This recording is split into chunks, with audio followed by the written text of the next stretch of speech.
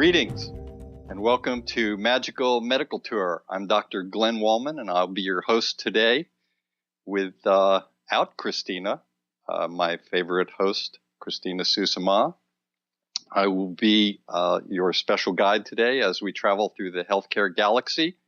And today we have a special guest with us who is in an encore performance, actually, Dr. Andrew Binder.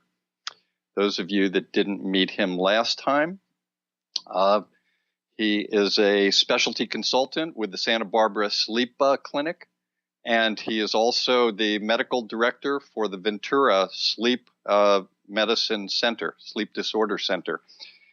He was with us on episode 16, and we had so many requests to have him back to speak about more sleep disorders that I thought it would be very good, and he was gracious enough to accept the invitation, and he will be with us today.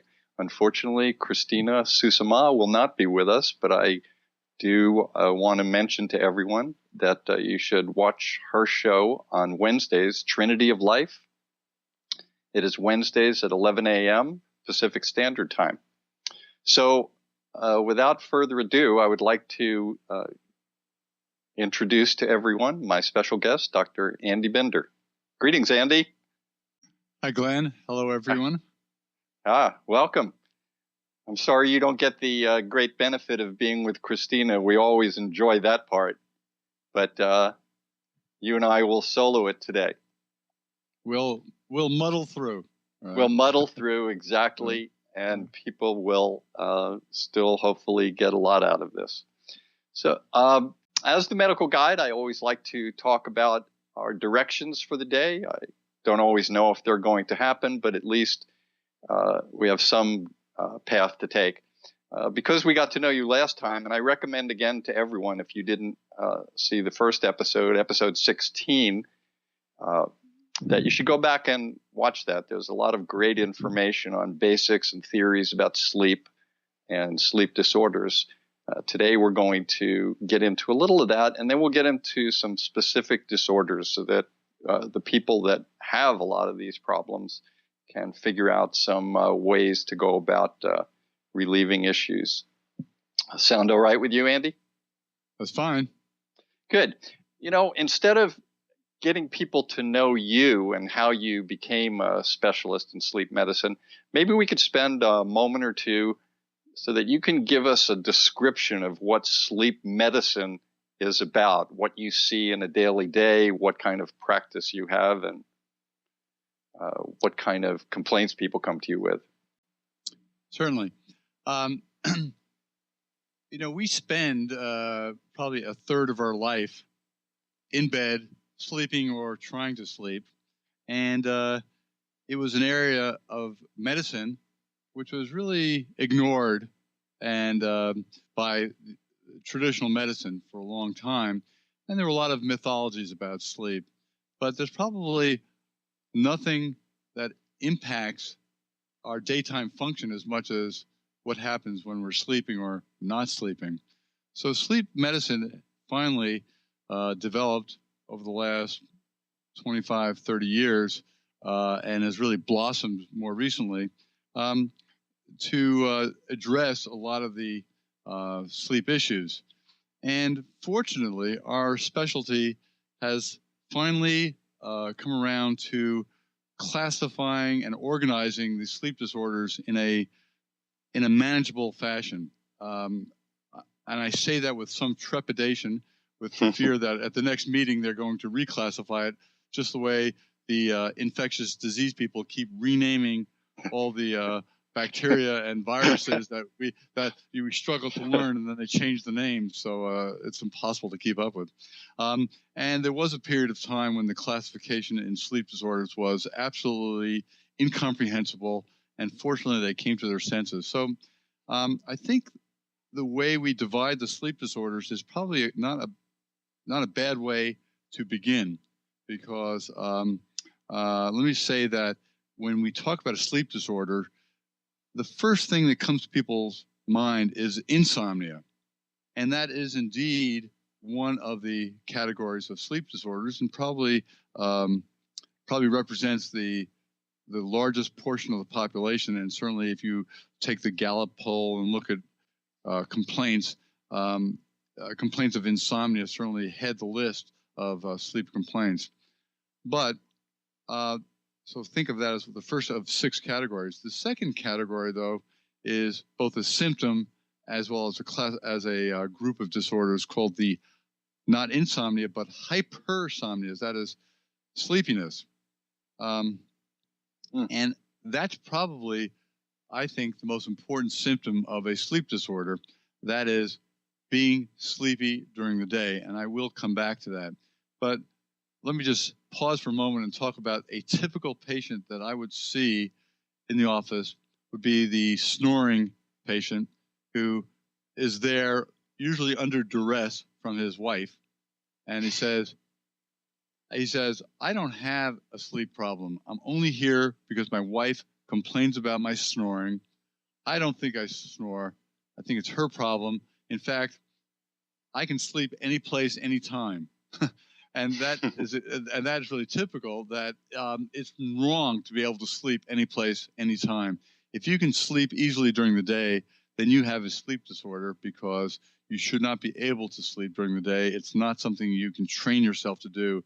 It's something that you do only because you are sleepy. So we have the insomnias, which really are defined as difficulty either initiating sleep, difficulty maintaining sleep, waking up too early, and resulting in a feeling of being unrested in the morning. And you can have any combination of those things. So that would classify the insomnias.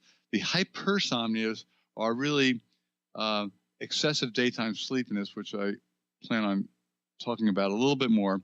And this is sleepiness that is not due to disrupted sleep at night. So if you're sleepy because you have sleep apnea, that would not be a hypersomnia. You would be sleepy, but your sleep disorder would be sleep apnea.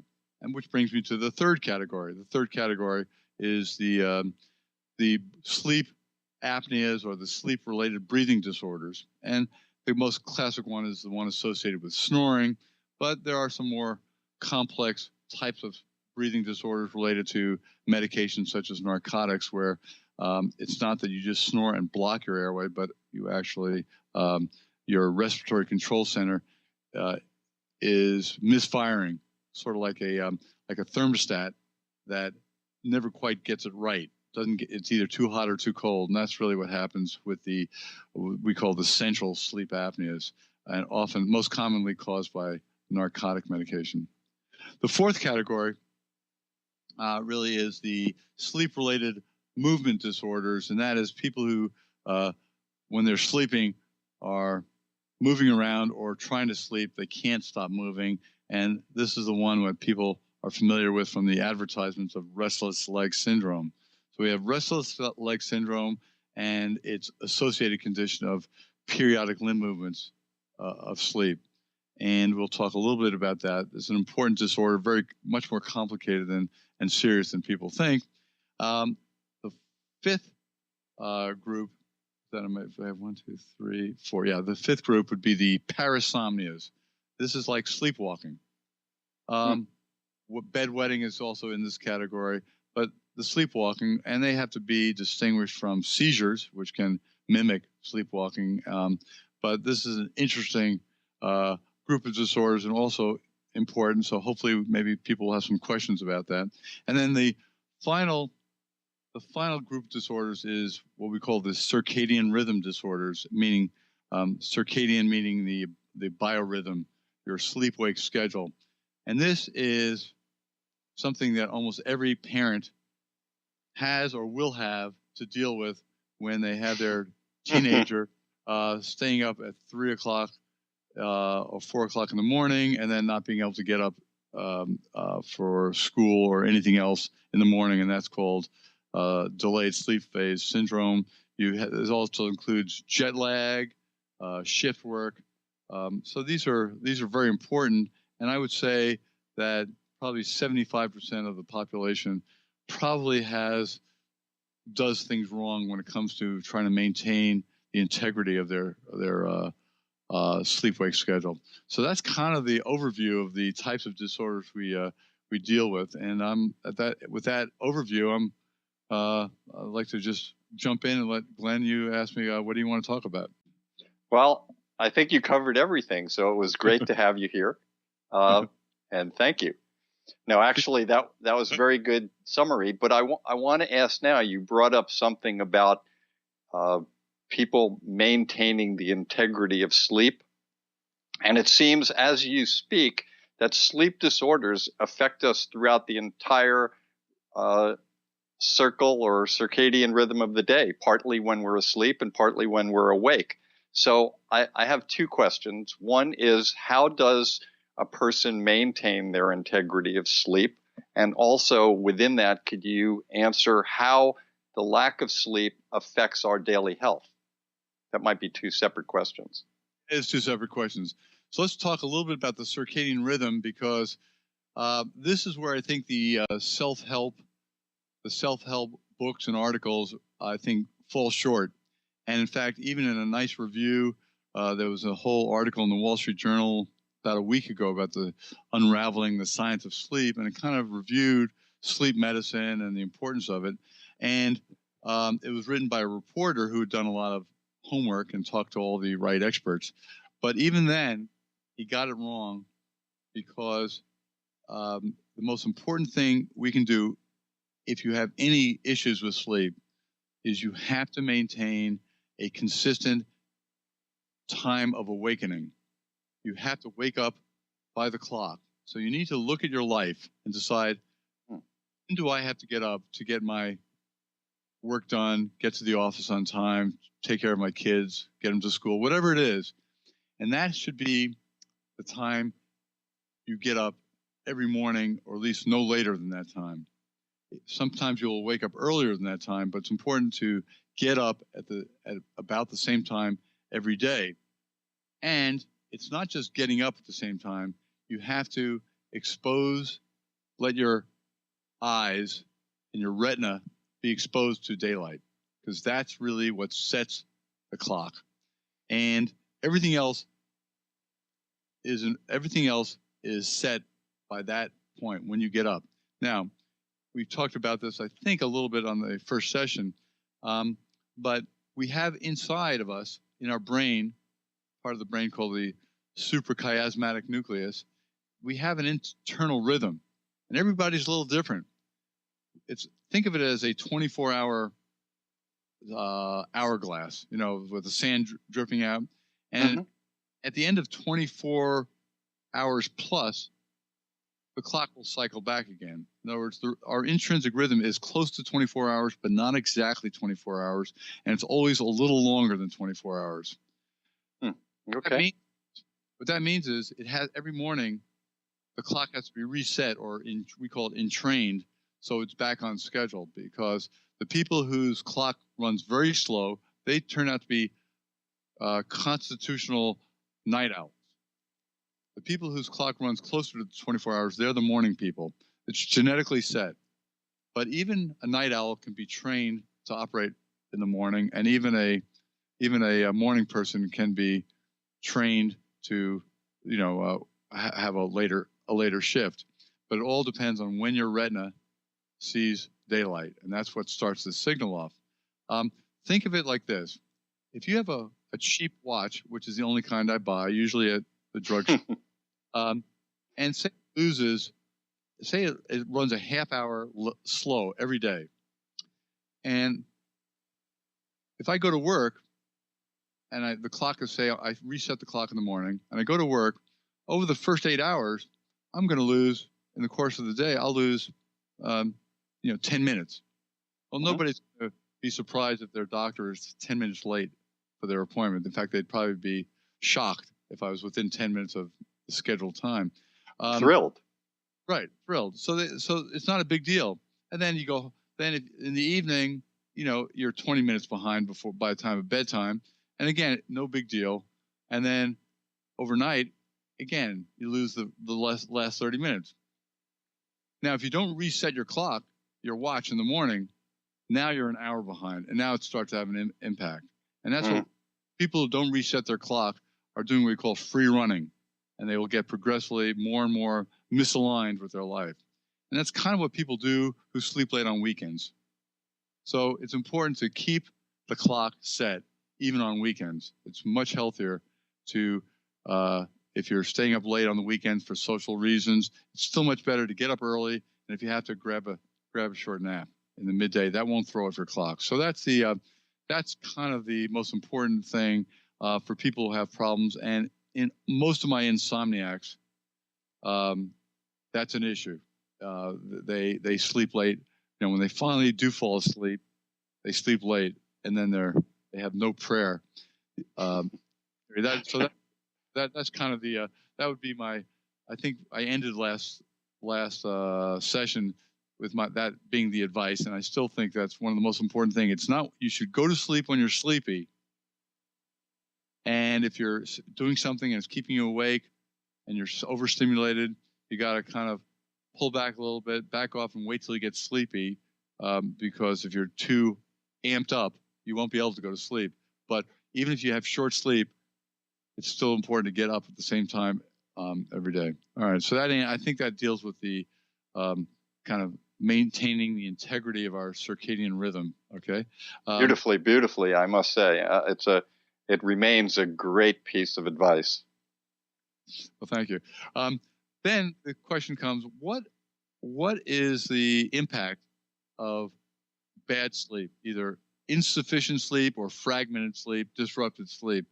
And it turns out this is a major stress on all the organ systems. The ones we've had the most evidence for, of course, were cardiovascular, and but also metabolic. So in cardiovascular, we know that insufficient sleep raises all our stress hormones and increases our risk for cardiovascular disease, increased risk of heart attack, stroke. So it has a long-term damaging effect, and I think that's becoming more and more appreciated now. And it's not just disorders like sleep apnea. It's just people who just, for whatever reason, because of their lifestyle, don't get enough sleep. So that one we know, and we've actually unraveled some of the mechanisms for it, but it definitely goes through all the whole stress pathway, which is continuously being better elucidated. We see the blood vessels become less elastic and less able to dilate when sleep is disrupted. The other thing that it does, and this everybody I think can appreciate, is it causes a cognitive impairment. The sleepy brain essentially is a brain with attention deficit disorder. And that is one of my pet peeves, is that too many of my colleagues will diagnose a patient and treat a patient for attention deficit disorder, not just in pediatrics, but adults, and they have never even considered that the source of the ADD is actually the sleep disorder. So I think that is an area which is going to have to be better. There's going to have to be better education and a little bit more research for the medical community. Before you go forward, would you suggest that anybody that is diagnosed with an ADD or an ADHD or any type of deficit disorder also get evaluated for sleep disorders before they begin other treatments? Yes. As a matter of fact, I would. I think that, but the evaluation would be really at least some screening questionnaires if it's a primary care doctor, or the psychiatrists who see the patients. I think that they need to at least stop a moment and ask a few questions about the person's sleep and sleep habits. So the answer is yes. The editor of our main journal, coincidentally, the title of the journal is Sleep, and this Dr. David Dinges, D-I-N-G-E-S, is a brilliant guy, and he's actually not an MD. He's a PhD research psychologist, and he has done some elegant studies as well as breaching the the divide between the medical doctors and the PhD community, so he can read their research and translate their research and data into ways that physicians can understand, and hopefully vice versa. And he's demonstrated very clearly that you take a normal person and sleep deprive them experimentally, and they will, in fact, test out indistinguishable from the characteristics of ADD and ADHD. We know in kids with, and I mentioned this the last time, kids with big tonsils and who snore and have sleep apnea, they are often being diagnosed with ADD, and when their tonsils are taken out, the symptoms will go away.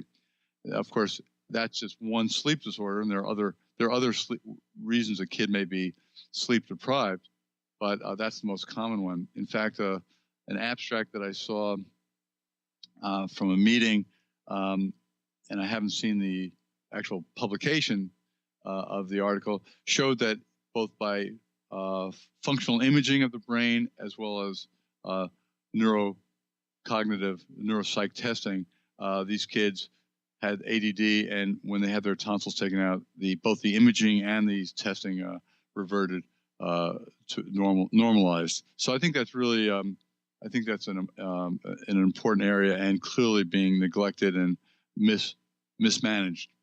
And then finally, we've always suspected, and our mothers kind of told us this, that if you don't get enough sleep, you're going to be more prone to getting sick.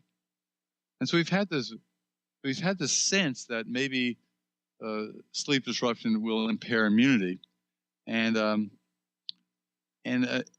there's some scientific experimental support for that recently published in our literature.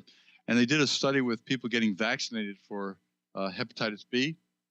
And, as you know, Glenn, these are a series of vaccinations, and they retested people to see if their antibody levels have responded appropriately. And they did it was a large study, and they used an outpatient measure of activity called actigraphy. And they can just tell, they can't tell if somebody's really sleeping or not, but they can at least tell if they're not moving.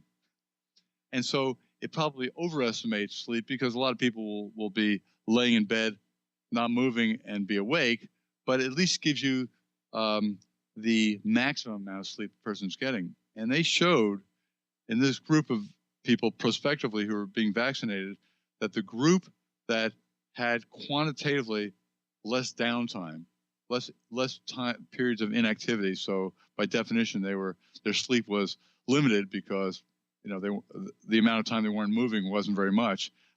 Those people had a suboptimal response to the vaccine. So it looks like their immune response was in fact impaired, correlating with the lack of sleep. So I think that's very exciting stuff, and it just shows how important sleep is. A homeostatic need and drive, just like thirst and hunger. And we all know if you don't drink enough, it affects you. If you don't eat enough, it affects you. And or if you eat or drink too much, it affects you. So sleep is sleep is right up there. It's a basic biological need. You cannot train yourself to do without it. Yeah, that's a great point. The way to think of that as just like eating and drinking and breathing. Do all of the or many of the sleep disorders need to be seen by a sleep specialist or to be diagnosed in a sleep lab? Well, there are two questions about that, and this I will have some personal biases. Bring it on. Okay. I think that given the way medicine is going now, with physicians having less and less time to spend with patients, sleep issues are going to be neglected, and patients will complain about. They may complain to the doctor about insomnia, but most primary care doctors are ill-equipped to deal with it. So I think personally, unless you're in a very rural area where there's just no access to a sleep specialist, I think the sleep issues should be addressed by a sleep specialist, just the way I think somebody who may have coronary artery disease should be seen by a cardiologist. And I recognize that people say, well, we just don't have the resources, but I think that that's not. I think specialists will do a better job and be more efficient in doing it in general. Now, a particular primary care doctor has an interest and knowledge in sleep, and they want to take it on, by all means. But I think that once you've identified somebody who may have a sleep disorder, I think before the primary care doctor should not be sending them for a sleep test. Because a sleep test is not like a blood count. It's not like a chemistry panel. It really should be interpreted by a physician who actually knows what he's looking for. And however, not everybody's doing that. And you asked the other question, does it have to be done in a sleep center? There's been a big push, and this is where my opinion, my bias comes in. There's been a big move, and it's been going on for 10 years, maybe even longer, to try to do home testing. I think this is false economy. I don't think that the out of lab, out of center testing is very, very good. And I think it only is effective at diagnosing patients with sleep apnea who you already know have sleep apnea. In other words, right, who already have a high probability of having sleep apnea, it'll confirm that diagnosis. But to me, the amount of money you save, because those people more times than not will have to be tested ultimately in a lab anyway. A small percentage, you can do it all as an outpatient, and I think a lot of conditions will be missed. I kind of look at it. I make the analogy of a plain X-ray versus a CT or an MR scan.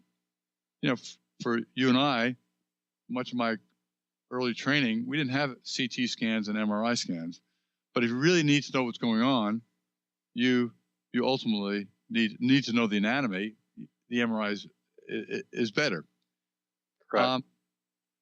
An MRI in Santa Barbara, the MRI of I just looked this up, of a shoulder, is going to cost the insurance price, not the insurance list price is going to be in the order of $1,500. And if you want to pay cash, it'll be $800 to $1,000. A sleep study where a technician is observing you all night, making sure that the electrodes pop off, they're put back on, so you get all the information, after the patient and the technician has spent the whole night, costs $700 or $800. So I don't think a sleep study is overpriced. And I think the amount of information you get compared to other diagnostic tests is a bargain. So the big push for this home testing, I'm not a fan. There are some type of screening tests that you might want to do, and I think that in certain situations that a home screening test, like if a person needs to be convinced, then yes, you can do it. But by and large, I think by the time you do a sleep test, you've been seen by a sleep specialist. He says, there are some questions I can't answer unless I do a sleep test. You do the right test. So there's a big push now, and the insurance companies love it because they think they're going to be saving money. But in fact, time this has been looked at objectively, it didn't save money. Right. At a lot of the conferences that I go to, and I'm sure you go to, there's a lot of pushes for these home instrumentations and home diagnostics. Many companies are trying to make all of these to make the diagnosis. But I agree with you. But I just want to be clear on one point. to make sure that this is correct for our viewers. Part of what you're saying is primary care doctor that's interested in sleep medicine and knows something about it can do certain things, which is okay. But if they decide that there is a possible sleep disorder, that instead of sending their patient to a sleep lab, they should go through a sleep medicine doctor first, who will then take them through the sleep lab, maybe just like a cardiologist, where you would want to have them see a cardiologist before getting some kind of aortogram or something else. Is that right? So you're saying basically that the sleep medicine doctor should be seen before a lab test ordered by someone who's not a sleep medicine doctor. Absolutely. I'll give you a very obvious example. This is just one. So a patient comes to their primary care doctors. They say they're sleepy, they snore. The primary care doctor says, geez, sounds like sleep apnea, orders a sleep test. The problem is the primary care doctor never ask the patient, or might have forgotten that the patient's a shift worker. Mm-hmm. So you're sending the patient for a sleep study at a time when he's normally going to be awake and unable. The sleep would know that, and therefore has two choices. He either would schedule the test specifically for the time when the person is not doing his shift work at the end, right before he goes back to his shifts, so where he's almost transitioned to a more normal schedule. Or, as we used to be able to do in my lab, if I had somebody who worked consistently at nights and slept well during the day, I would do the sleep study during the day. I could do that. I do essentially the nighttime test during the day. But otherwise, you send the person there, and basically you have the patient on one end of the video camera and the technician at the other end of the video camera. They're staring at each other. Nobody's asleep, and nobody's very happy. So I promised our viewers that we would get into some actual studies today, and that was one of the requests that we had. Let's talk about sleep apnea, since that seems to be very big now. The first question I have is, snoring is not necessarily sleep apnea, correct? Yes, it's a warning sign, just like the oil, kind of like the oil warning light on your car. If somebody snores, it raises the possibility that they have sleep apnea, but it doesn't mean that they do have sleep apnea. And conversely, somebody who doesn't snore can also have sleep apnea. So it's not. There's no correlation with how loud you snore and how bad your apnea is. In fact, when you think about it, it makes sense. If you're snoring, you're breathing. Correct. Snoring that you're not breathing. So it's the pauses in between the snores that's actually critical. There's a screening. There are screening questions and specific questions and associations with the snoring that will help improve your ability to predict whether that person has significant sleep apnea or not. I think in all of this, one of the senses that I'm getting about being a specialty of sleep medicine is that it's pretty serious and complicated, and people should take it more seriously. We look at snoring, we just go, "Oh, I'm snoring." Okay, it's loud, or somebody else hears it or whatever, but no big deal. Whereas we should be actually thinking, big deal, based on some of the things you said before, affecting all of the organs, affecting the cardiovascular, possibly now learning that it affects the immune system and everything else. So I think that's pretty important to start thinking that sleep disorders are as important as cardiovascular disorders. Right. And I've mentioned, I may have mentioned that there was a stunning article from Indonesia which showed that people admitted to the hospital, in their hospital, with acute ST elevation myocardial infarctions, the transmural heart attacks, and they went and then evaluated what percentage of those people had sleep apnea, either recognized or unrecognized, and the percentage was stunningly high. Wow. I think think it was like 75%. It's dramatic, and I think that I think that's right. But I think back to one of the Bill Cosby. Bill Cosby back in the 50s did a comedy routine, and I had this on a a long playing 33 RPM Whoa.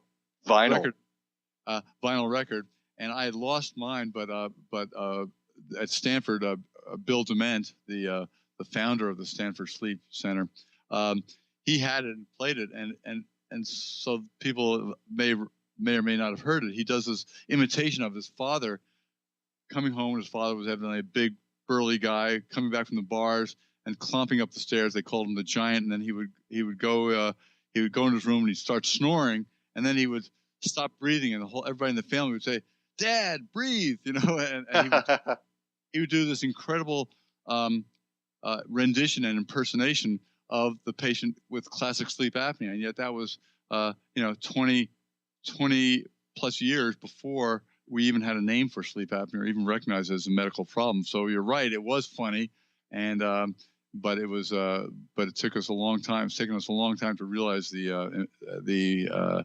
consequences of untreated severe sleep apnea. And a quick shout out to Bill Cosby, who was profound in many ways, in many areas. Let's get more into sleep apnea now and the snoring part. First of all, a lot of people just figure before they go to the sleep doctor, oh, I'm snoring.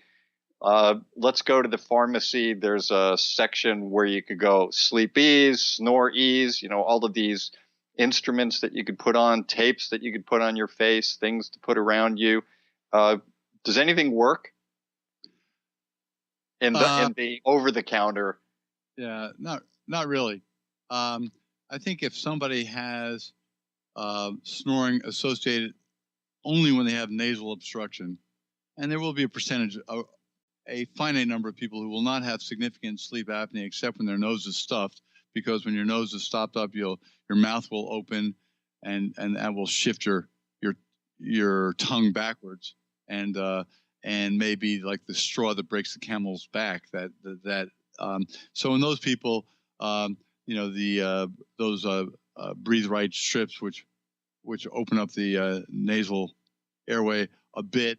Sometimes people will get some relief from that, and then you have people who only snore when they're on their back, and so various devices to keep you sleeping on your side. And those can work in selected individuals, but more times than not, these things will not be successful. But I think that trying them and failing is probably useful information for the sleep doctor. If they tell me, well, I tried this and I tried the nasal sprays, and I just would say that if nowadays if those folks go to an ear, nose, and throat doctor and say I'm snoring, most of the reputable ENT, ear, nose, and throat specialists will actually insist on getting a sleep evaluation before they do any kind of surgical intervention. Beautiful, and that's a great segue into the next part. There are so many options that people are bombarded with, having surgery of the palate, laser surgery, something to do with nasal polyps, as you mentioned, maybe even things where you're changing the dental and the jaw structure. What do you recommend for people?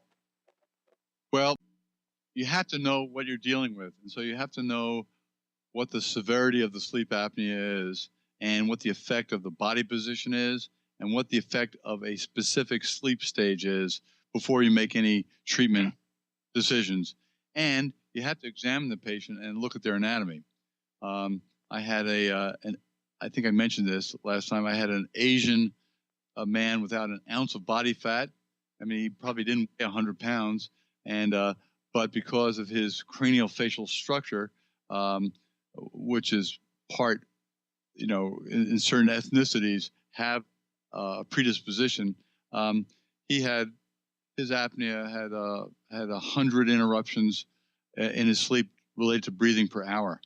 So, and I'm saying he weighed 95 pounds. So you have to kind of know you have to know the anatomy, and you have to know what how severe the sleep apnea in everything, in terms of how low does the oxygen go, how frequently do they stop breathing, and again, what the impact of the particular sleep stage is, and the body position. So those are all the decisions you have to consider. I should also, and of course, the person's age. So you have to look at the whole big picture. It's not.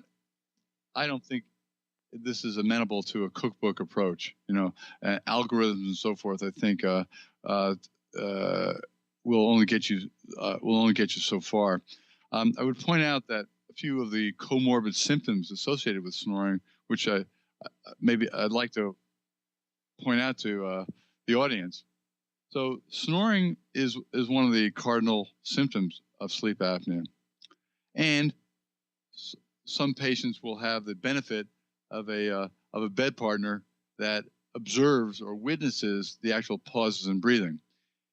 Only the rare or occasional patient will wake themselves up and know that they woke themselves up from snoring, and that's an unreliable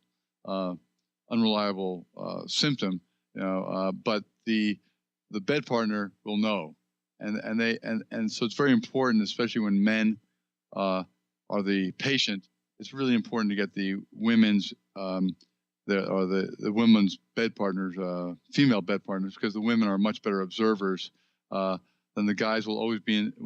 I know this is generalization, but the guys will tend to be in denial, and the women are much better observers. The problem is some bed partners are such sound sleepers that they don't observe. So witness apneas and snoring are certainly key. The next thing, the other symptoms are a little less obvious. High blood pressure and acid reflux are commonly associated with significant sleep apnea, and to the hypertension, we know the mechanism, but a lot of doctors don't think about the acid reflux, and that's because when your airway is obstructed and you're sucking hard to pull air past the obstruction into your lungs, into your bronchial tree and down into the lungs, that same sucking effort is also sucking the stomach contents up into your chest. So sleep apnea is highly associated with acid reflux. Patients should be, if they have significant sleep apnea, will usually be tired. They'll be sleepy, but not always. Sometimes it's denial. Sometimes it's just some remarkable resistance to loss of sleep, where people just don't seem to have the manifestation of sleepiness objectively, not just subjectively. And those people are rare, but they do occur, and I have seen them. And then weight is certainly an etiologic cause of sleep apnea. You will frequently get the history that patients didn't have the snoring or got much worse when they gained another 10 or 20 pounds. So those are the symptoms. And one final one, which I think is important and often missed, is having to get up at night to urinate. Now, a middle-aged guy who feels stressed, tired, snores, has high blood pressure, gets up at night to pee, and has heartburn, would probably most primary care doctors say, well, that's what happens when you get to be middle-aged. But everything associated with sleep apnea and can reverse. The distinction in terms of urination is that the guy who's urinating at night because their prostate's gotten big will have the urge to pee, but the stream will be decreased and they won't pee a lot. The patient who has nocturia or need to urinate at night, they'll pee. The stream will be adequate, and they'll pee a lot. They'll have a high volume, and that's from the sleep apnea, because not only is that sucking effort that you're making to suck air past the obstruction, not only is that sucking stomach contents up and causing the heartburn, it's also creating more of a vacuum in your chest, and therefore your heart, in this low atmospheric, subatmospheric pressure, the heart gets bigger. And when it gets bigger, it doesn't know why it's getting bigger. It just assumes it has too much blood on board. And so the kidneys, through the atrial natriuretic peptide, it tells the kidneys dump fluid. So one of the things that we find when we treat their sleep apnea is they notice that their heartburn goes away and they're not peeing at night. So anyway, that's my little spiel on that. Yeah. That's good. I would be remiss if I did not represent Christina when you mentioned that women are much more observant and men are much more in denial. I'm sure she would have had some wonderful comments and agreements for you. So I will honor her by just acknowledging that at this moment. You talked about pressure for a moment, and that brings me to the next part, CPAP, continuous positive airway pressure, which seems to be one of the mainstay treatments for sleep apnea that's non-surgical. And people have many problems with that. Some are just the mechanical aspect of the equipment itself. Could you talk to us about the CPAP and the treatment and what the future is of that? Will there ever be something that's simple to use, that's not bulky? Okay. CPAP, as Glenn was saying, it is our best and main treatment for severe sleep apnea. And the good news is the worse the sleep apnea is, the easier it is for patients to adapt to CPAP. The method, basically, an individual wears a mask, usually over the nose or a nozzle-like arrangement. Rarely, at least in my practice, only rarely do I use a mask that goes over the nose and the mouth. In the field in general, I see that being used more than I think it should be. But be that as it may, the interface, that is the mask or the what we call nasal pillows devices, that is these little nozzles, have gotten very small and lightweight and unobtrusive. The CPAP units themselves are also very small and very portable. The biggest problem is people do have to learn to adapt. And I think that 80% of the issue is preparing the patients for it. You need to have the right mask, you need to have the right pressure, and you need to have the right education. I see a lot of patients who don't tolerate CPAP, and when I evaluate them, many of them probably should never have been put on CPAP. So when I put somebody on CPAP, they need it, and the consequences of not using it are significant. That being said, there are individuals that have difficulty adapting to it, and there are methods for getting people to adapt. But sleep apnea is a chronic illness and requires follow-up. It's not like you don't mail somebody or order your CPAP mail order and walk away. It requires follow-up, especially in the first month of using it. But we get a sense of how well a person will adapt to CPAP by how well they adapt during the sleep study. And that usually tells me in advance if I have a patient that's going to be easy or hard. And my experience is very different from what I read about in terms of getting people to adapt to CPAP. Most patients will say, it took a little getting used to it, but it's made such a difference in my life that I wouldn't, it's worth it. And so I think that that's been more the rule than the exception. And I won't go into all the exceptions. But I think CPAP and positive pressure is not going away. It's not going to go away because in a recent article, I saw we have different ways of delivering positive pressure. CPAP is one. There's others, and I don't want to get too far into the weeds now. There's bi-level or so-called BiPAP, and there's a newer level called adaptive servoventilation or ASV, and these all have their specific uses. But if you have obstructive sleep apnea and it's severe and your oxygen level goes down, CPAP or positive pressure is going to be the treatment that you're going to end up with. Except a lifesaver, huh?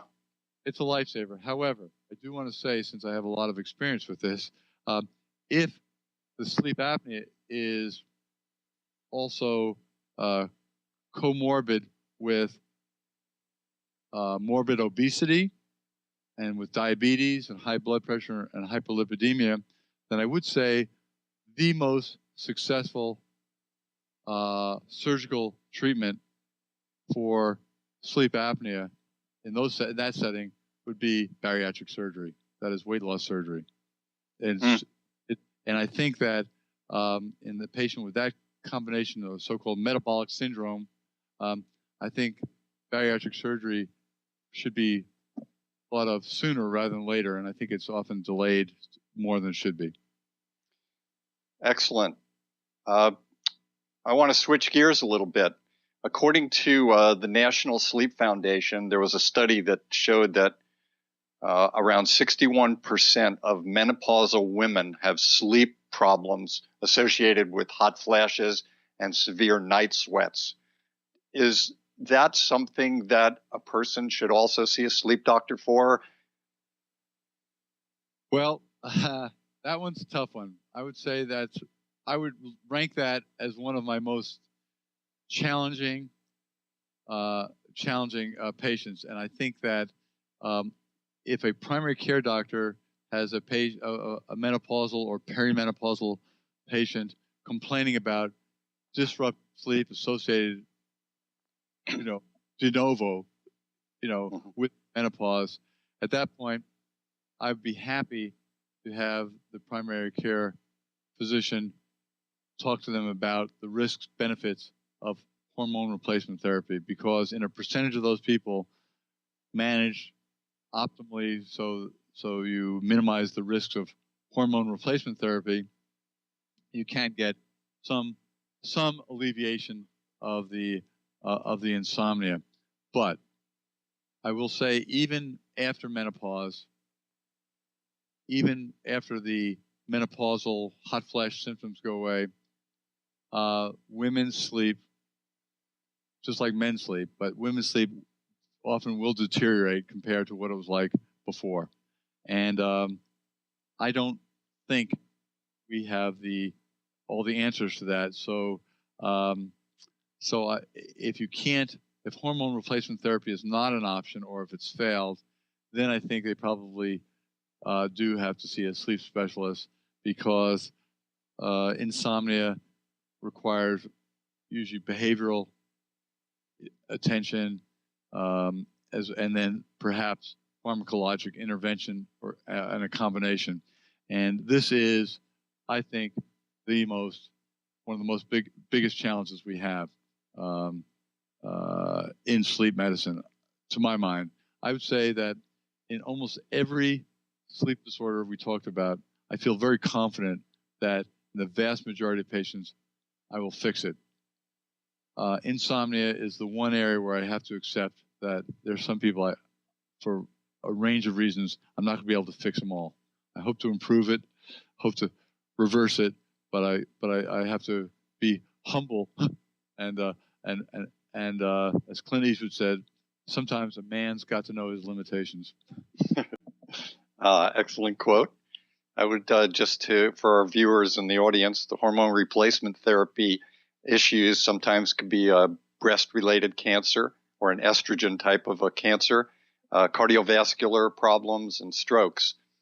We would also want to mention, just to be a little more complete, is that there could be many other causes of night sweats other than just quickly going to hormonal problems. It could be an infection like tuberculosis. It could be certain types of cancers. There are some genetic disorders, number of things. So it is important to not ignore it, and to take it seriously if it continues, and have your doctor check it out. One of the last things I'd like to talk about is, it seems like in sleep medicine, or in sleep, many, many years ago, we would give a drug to just dull the brain. And then we got a little more sophisticated with our sleeping medications, to where we were looking at the actual parts of the brain that dealt with sleep. And now we're looking at chemical messengers. There are some medicines out there that are not on the market yet that are affecting the orexin system, chemical messengers. Do you work with that at all? Well, yeah, that's a Interesting point. Most of our hypnotic medicines in the past have been worked on a part of the brain uh, called we call it the VLPO, which stands for ventral lateral preoptic nucleus, and through a system of GABAergic, GABA-aminobutyric acid, and the benzodiazepine receptors. And so we have the old benzodiazepines, the Restorils, the Clonopin, those are benzodiazepines. Then we have the benzodiazepine receptor agonists, which are the Ambiens and the Lunesta drugs.